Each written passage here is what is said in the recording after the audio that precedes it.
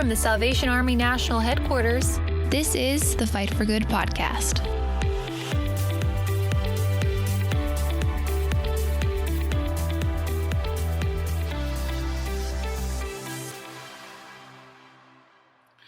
Well, hi, everybody, and welcome to another episode of the Fight for Good podcast. I'm your host, Lieutenant Colonel Tim Foley. We're recording remotely this podcast from our remote studios, which is in my basement in my house. And off to the west is our wonderful editorial director, Mr. Jeff McDonald. Hello, Jeff. Thank you so much for this opportunity to be with you and our special guest. We do have a very, very special guest today, and it's our honor and privilege to welcome in our national commander who is retiring. And when this particular episode hits the air, he will be on furlough and zeroing in on his retirement date. But our joy and our privilege to have Commissioner David Hudson with us. Commissioner, thanks for joining us today. It's good to be here. Thank you. You know, you and Commissioner Sharon are completing, is it 41 years of service? 42? 45 years of service. Jeff, you're not even 45 years old, are you? No, I was born before electricity was invented. Well, it's amazing. I mean, I've had the privilege, and we won't tell personal stories, but I've been able to travel the world and be around the Hudsons for several decades of their active service, and it's been a great journey. It's kind of amazing.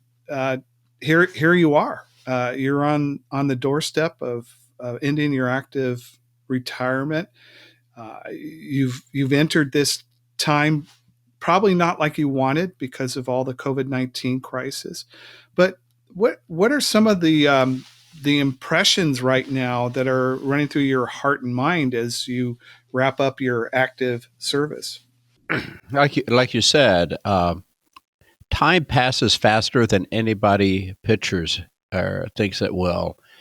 I remember when I was newly commissioned, and I'd see some retired officers, and they would say, the time just flew by.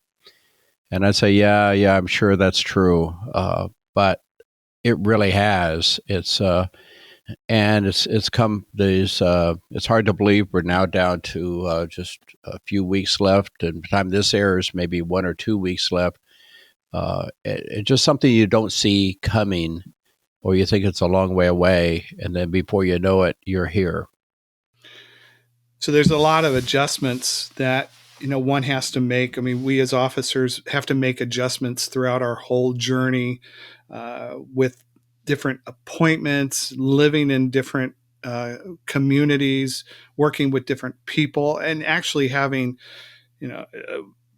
different jobs. And I know I've been given jobs that I never even thought I was ever equipped for.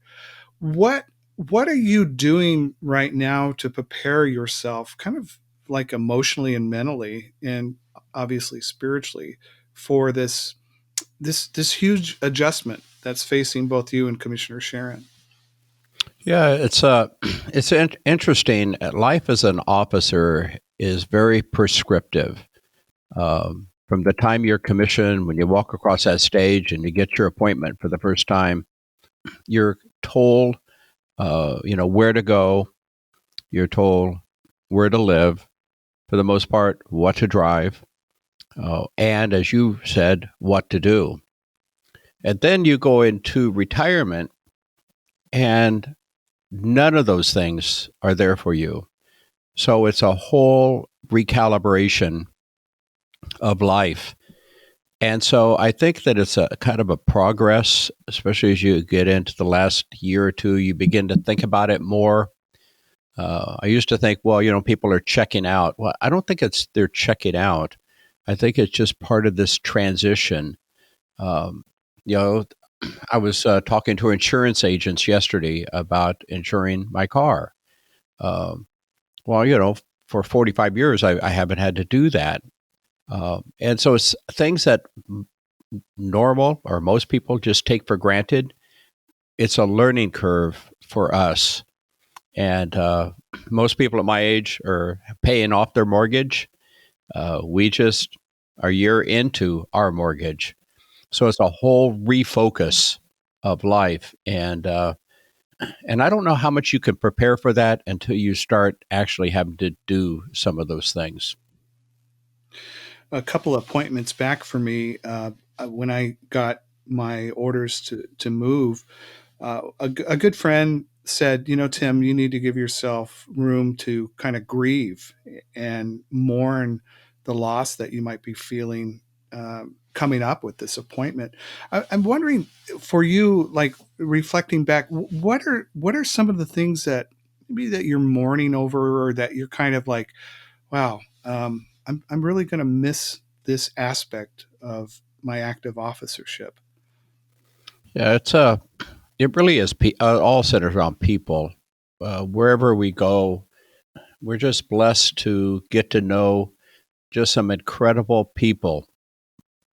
And I'm sure in Phoenix that will happen, but it's going to be probably within the geographical area around Phoenix in the Valley of the Sun, where we have the privilege of going and meeting people literally all over the world. And we're going to miss that a great deal.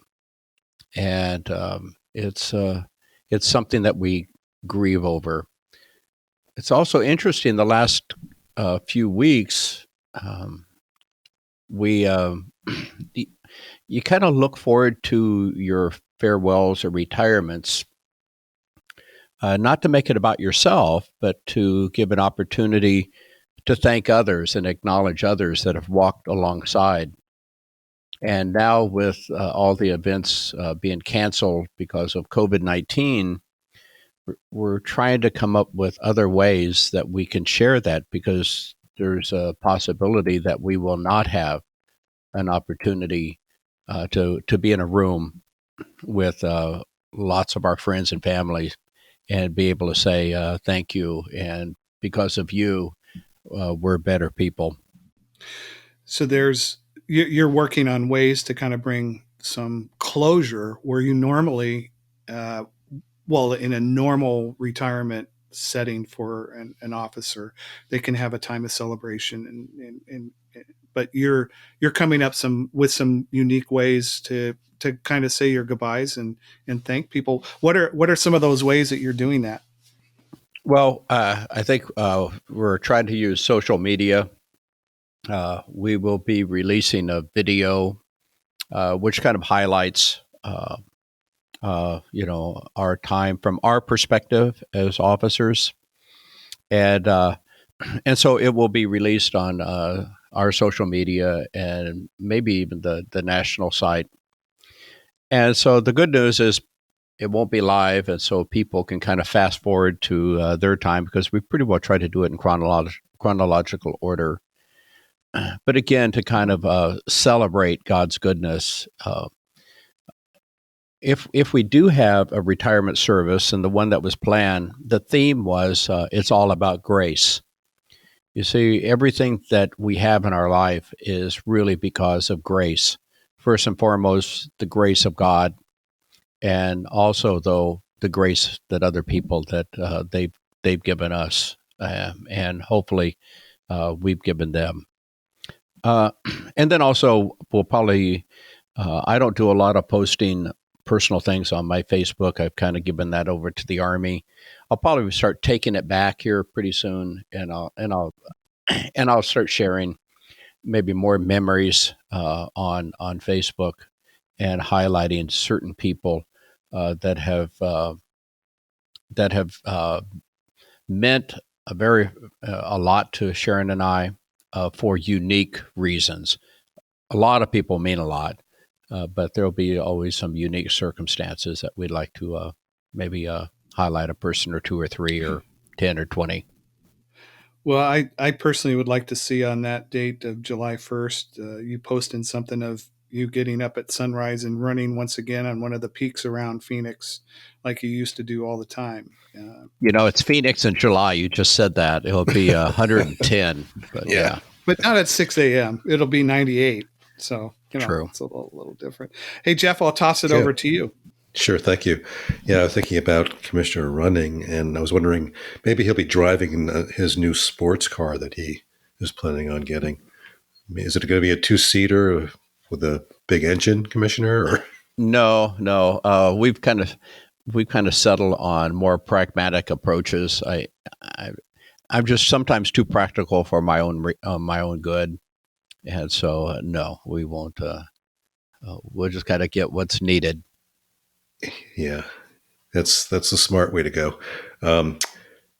If just to give you an employee's perspective, I think one thing about you and Commissioner Sharon that people recognize right away is that you're just who you are. You're yourselves. You don't put on pretenses, and you're just very natural and straightforward, and that's a worthwhile kind of demeanor to have. We appreciate that.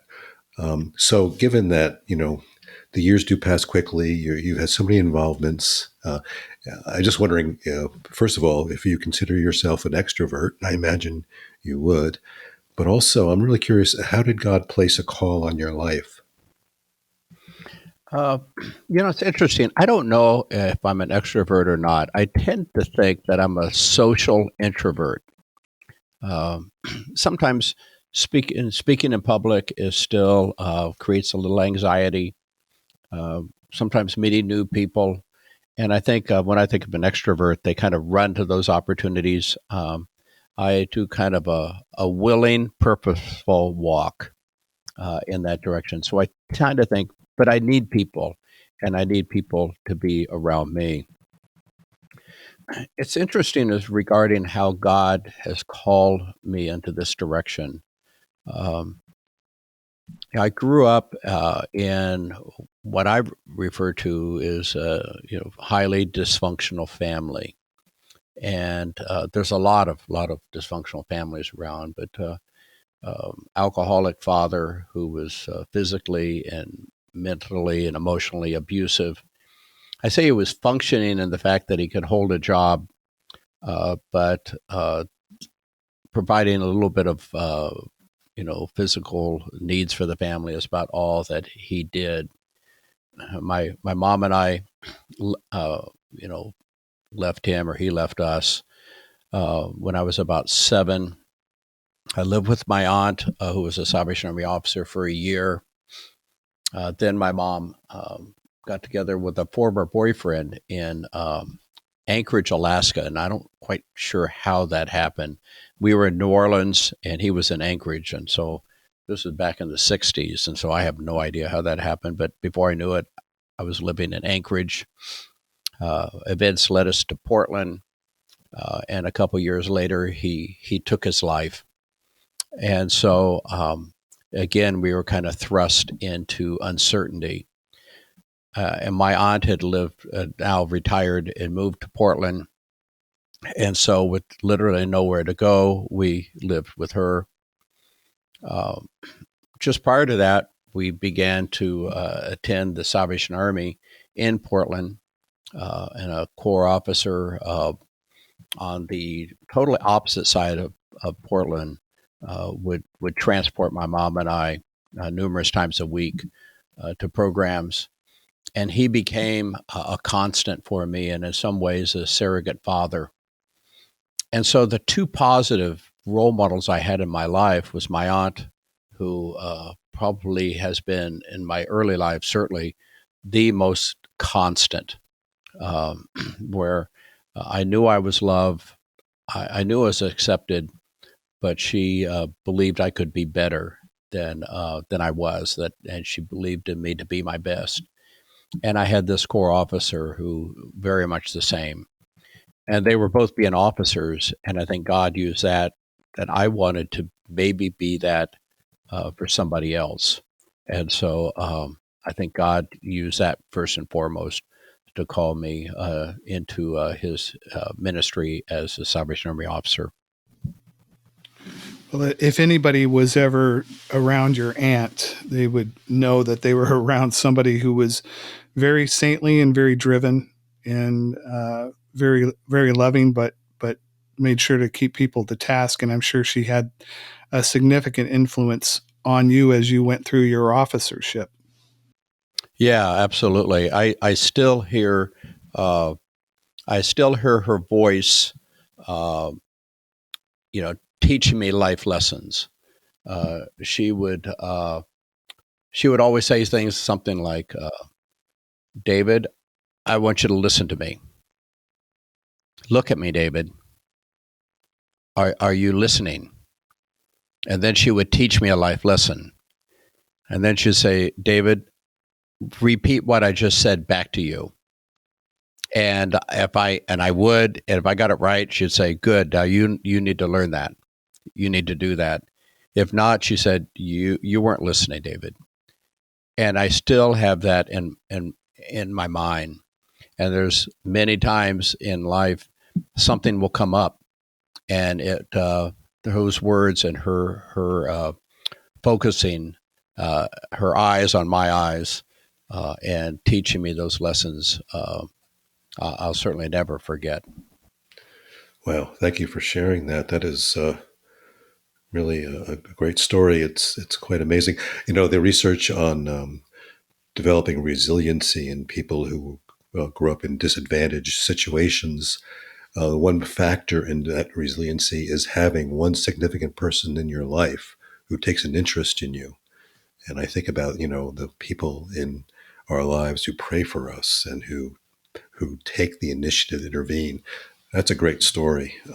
So given that you've come through this rather unusual upbringing, and here you become the national leader of the Salvation Army, the national commander, and you end up advocating on a national level for certain concerns that the Army has. Could you give some examples of some of those issues or ideas that you've kind of put on the forefront of the national agenda?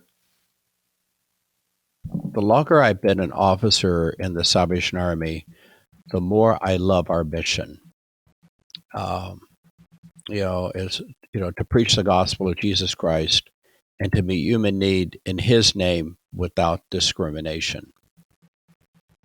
I think sometimes we treat it too lightly. I don't think we do it intentionally, but I think we tend to separate it. We tend to, my role is to preach the gospel, or somebody else says, my role is to meet human need in His name without discrimination. But I think it does a disservice. I think the mission of the Army is the mission of the Army. Because when you think about it, people hear the word preach the gospel. Well, they immediately think of something like, well, it's talking about Sunday, giving a sermon on Sunday, or doing a Sunday school class, or doing a Bible study. But to preach is to proclaim. And you think about, okay, proclaim what? And it's the gospel. And the gospel is the good news. And what is the good news? The good news is that we are loved because in of itself, by fact that we're loved unconditionally. The gospel is about grace, not that I have to earn, but God's love towards is free. It's about reconciliation, man to God, God to man, and man to man. It's about rehabilitation. It's about all the things that man so desperately needs. That's the gospel. And so therefore, meeting human need in His name without discrimination goes hand in hand with the former. You see, I don't preach the gospel so that I can then qualify to meet human need, but I don't meet human need in order to qualify to preach the gospel. I love the saying that's attributed to St. Francis. We don't know if he said it or not, but it's preach the gospel at all times. use words if you must. We are about proclaiming liberation, freedom, grace, reconciliation to a world that desperately needs that. And I think that's an incredibly powerful mission. And I think that the Army needs to make sure that we never deviate from that mission. We need to be spot on. And it's not part of the mission, it's the mission in its entirety. Well, just Commissioner, just as you were speaking, like a news bulletin came across, and I love the title of this. It said that they're the Salvation Army there for those who have no one else to turn to. I think we're seeing a lot of examples of that right now, not only here in America, but we're seeing it across the country. I'm just wondering what kind of advice would you give to active officers to really keep that mission in the forefront, kind of like I don't want to say it's like an open mission, but the mission that you're describing kind of really taps into this fact that the Salvation Army is available for people who may not realize it. How can an officer kind of keep that mission fresh and open and vibrant and not fall into some kind of stereotype? Yeah, that's a good question. I think it's a difficult question to answer. I think you have to go back to the origins of the Army, and you get some great examples. So, like one of my favorite stories, which almost every Salvationist will have known, is when William asked his son Bramwell if he knew that there were homeless people sleeping underneath the London Bridge. And when Bramwell acknowledged that he did, he told him to do something. Literally. He said, go do something. Then I look back at 9/11 and when New York and Washington and Pennsylvania had these terrorist attacks, and all of us around the country were thrown into disarray. The Salvation Army literally ran or drove to the front lines, and they decided we're going to do something. They didn't know exactly what it was at the time, but they were going to figure it out because we're going to do something. You look at Katrina when it happened, or what we call 3 years ago, the Trifecta of Hurricanes, where it was started with Harvey and I think it was Irma and Maria, all happened 1, 2, 3. And whether it was in Texas or whether it was in Florida or whether it was in Puerto Rico, the Army sprinted or flew or took a boat toward the disaster and did something. I think that is what the Army is. During this time at COVID-19, I see the finest of the Army come out because, you see, we're not the Baptist Church. The Baptist Church is great. We need the Baptist Church in the world, and we're not the Nazarene Church, but they're great. But that's not who we are. We're not the Red Cross. Well, the Red Cross is great, but that's not who we are, the United Way or Feeding America or whatever.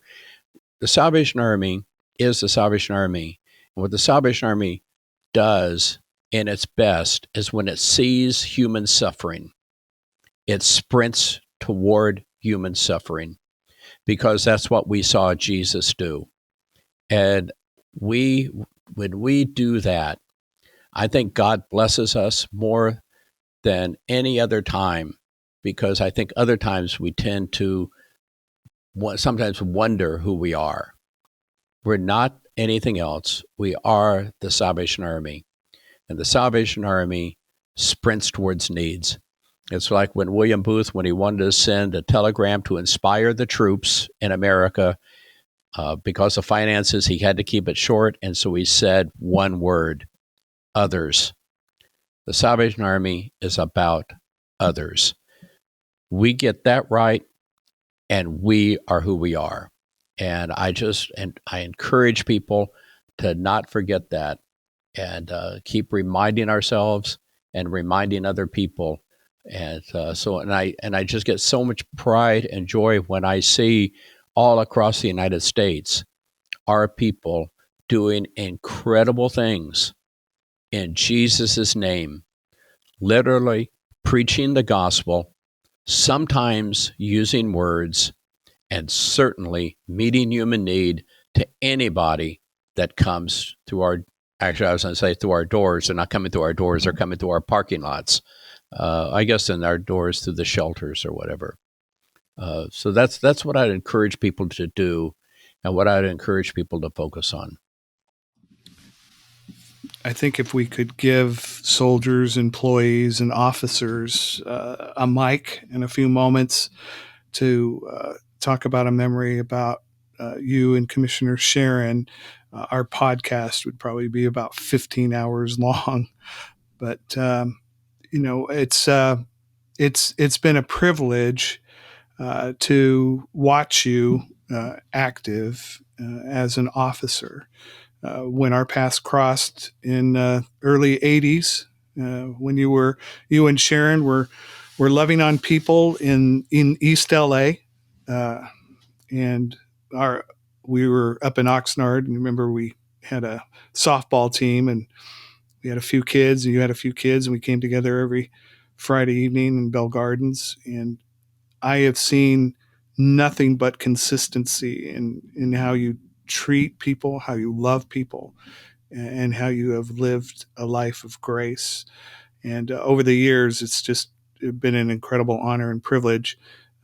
One that I will look back on my own journey and say, I thank God for David Hudson and for Sharon Hudson, and for the authenticity and the realism that they showed of what it takes to be a Salvation Army officer. So we thank you for that.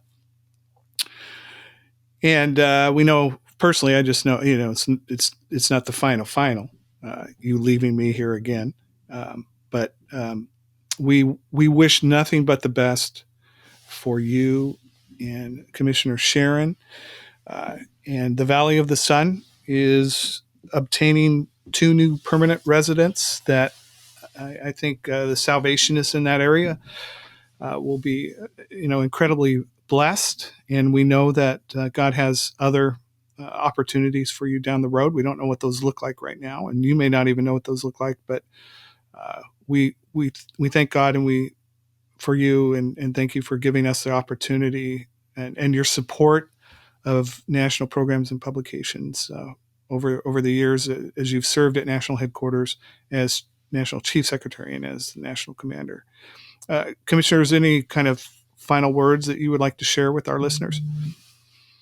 I guess the thing is, if you do what God calls you to do, you will, first of all, you will be blessed, but more importantly, you're going to be a blessing to others and encouragement to others. And so I just encourage people to be themselves, because that's what God's created, but be the best of yourself that you can be. Well, we hope you'll take some time to look at the June issue of the War Cry, where we have an interview with both Commissioners David and Sharon Hudson as they enter into their retirement. And I know you'll want to wish them well and offer your prayers for them. And we look forward to further stories of what God's going to be doing in their life as their life journey continues. Well, that's going to end this episode of the Fight for Good podcast. Thank you for taking a few moments of your day to giving us a listen. We encourage you to be an ambassador of the Fight for Good podcast. Tell your friends and encourage people to give us a few minutes of their time to listen. We also encourage you to subscribe to Fight for Good wherever you listen to podcasts. And don't forget to follow the award-winning War Cry and Peer Magazine. Isn't that right, Mr. Editorial Director? We have won some awards recently. The Evangelical Press just gave Peer and War Cry some awards in several of its categories. So we're pleased with that, certainly.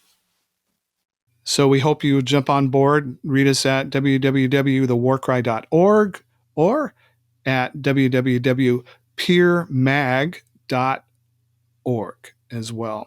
Also, you can like us on Facebook, Instagram, Twitter, and Pinterest. Well, until next time, this has been the Fight for Good podcast. Thanks for listening. Keep safe, and God bless you. Subscribe to Fight for Good wherever you listen to podcasts.